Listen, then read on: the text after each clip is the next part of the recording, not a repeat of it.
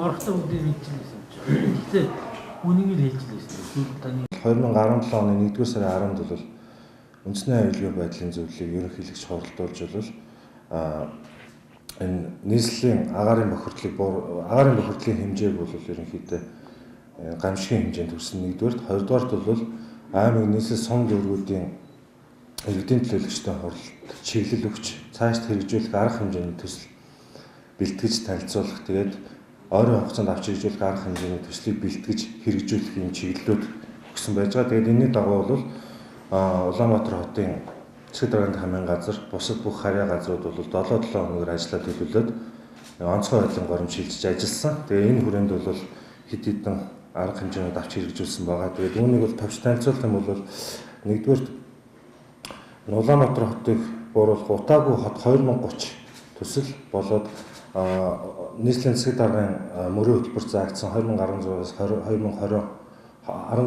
онд авч хэрэгжүүлэх арга хэмжээний төсөл тусгацсан ажлуудыг бол хийгээд эхэлсэн байж байгаа. Хоёрдугаарт нь бол нийслэлийн агаарын чанарыг сайжруулах дөрвөн бүсд бол 269 нийт байцаагчийг нийслэлийн мэргэжлийн хяналтын байцаагчдыг бол агаарын чанарыг сайжруулах, агаарын чанарыг агаарын чанарт хяналт тавих байцаагч эрхийг давхар өгсөн. Тэгээд энэ дээр бол нийт 1316 иргэн аж ахуйн нэгжиж шалгалт хийж 1034 мэдэгдэх хуудас бол өгсөн байгаа. Тэгээд нэг яаралтай газар дээр нь авч хэрэгжүүлсэн арга хэмжээний дүнд бол 3,195 мянган төгрөгийн торгуул тавьж ажилласан байгаа.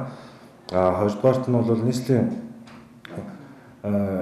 хэсэгчлэн инженер газартай хамтарч энэ уурын зовхнууд төр хяналт шалгалтын ажлыг нийслэлийн засаг даргын захирамжийн дагуу бол хийж эхлэв. Одоогийн байдлаар бол нийт 34 халаалтын зовхон дээр бол магадлалын итгэмжил явуулсан. Тэгээд 9 албан шаардлага хөрвүүлж 2 дүгнэлт 1 акт 2,880 мянган төгрөгийн торгуулийн арга хэмжээ авч ажилласан байгаа.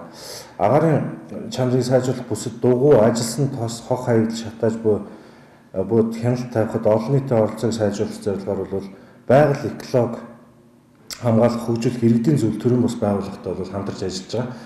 Улаанбаатар хотын төвийн утаатай бүс буюу агаарын бохирдол ихтэй бүсийн 50 цэцэрлэгт бол 200 HEPA фильтр буюу дотоод агаарын орчныг сайжруулах энэ фильтрүүдийг бол суйрлуулсан явж байгаа. Тэгээд ерөнхийдөө энэ төсөл маань Дэлхийн банкны санхүүжилтээр цаашдаа дэмжигдээд нэмж бол ерөнхийдөө энэ намартаа багтаагаад нийслэл хотын хэмжээнд бүх цэцэрлэгүүдэд бол эхний ээлжинд HEPA фильтрийг бүрэн суйрлуулах боломжтой гэдэг ажлын хэсгийн төлөвлөгөө гарсан ажиллаад явж байгаа. Энэ 4-р сард багтаагаад бол дахиад 200 фильтрийг дахин 50 цэцэрлэгт тавих ийм төсөл хэрэгжээр ингээд төлөвлөгдөд явж байна. Тэгээд Нарантуул хар хорин гэх мэт том худалдааны төвүүд бол энэ 4-р сарын 1-ээс мөрдөж байгаа шинэ гэрийн зоохны стандартыг зөвхөн энэ юунд стандарт хангасан гэрийн зоохнуудыг бол худалдаалах ийм албан шаардлага өргөсөн байгаа. Цаашдаа бол манай байгууллагын зүгээс нийслэлийн агаарын бохирдлыг бууруулах газрын зүгээс бол энэ гэрийн зоохны болоод энэ том орон зоохын үйлдвэрлэлтэнд хяналт тавих, тэгээ энэ дээр тусгай лиценз олгох энэ асуудал дээр бол ажиллаад явж байгаа. Гэхдээ бол иргэд олон нийтийн талаар маш их асуудсан. 4 сарын 1-ээс бол 100 бол ямар ч тараах буюу хуучин нарын халамжийн үйл ажиллагаа явагдахгүй зөвхөн шинээр худалдаалагдж байгаа зоохнуудад бол энэ MNS стандартыг бол хангасан байх гэсэн ийм шаардлага тавьж ажиллаж байгаа юм шүү. Нийслэл хотын нутаг дэвсгэр дээр түгээмэл давхцтай ашигт малтмал олборлдог ийм аж ахуйн нэгжүүдийн бас үйл ажиллагаанаас агаар бохирдох, агаар тооцоор дэгдэх, за ингээд хөрсний хөнгөн хэсэг бас шимт чанараа алдах гэх мэт ийм зүйлүүд явдаг. За энэ ажлын хүрээнд бол бид 40 аж ахуйн нэгжид үйл ажиллагаа явуулж байгаа 40 аж ахуйн нэгжид нөхөн сэргээлтийн болон байгаль орчны одоо хамгааллынхаа менежментийн төлөвлөгөөнийхөө хэрэгжилтийг ном журмынхаа дагуу хэрэгжүүлж байгаа хэсгэд одоо хяналт шалгалт хийлээ. За энэ шалгалтын ажлаас бол 29 аж ахуйн нэгж бол одоо стандартын дагуу ажилласан байна. За 11 аж ахуйн нэгж бол одоо зөрчил дутагдaltaй ажилласан байна.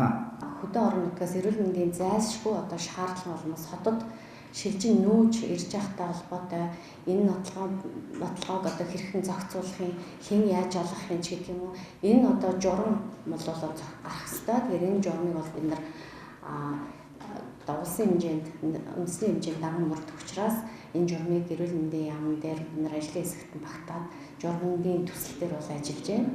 За хоёрдугаарт нь эрүүл мэндийн байгууллагын зүгээс агарын бохирдолтой орчинд эрүүл мэндийг хэрхэн яаж хамгаалахын чиглэлээр ажиллаж байна.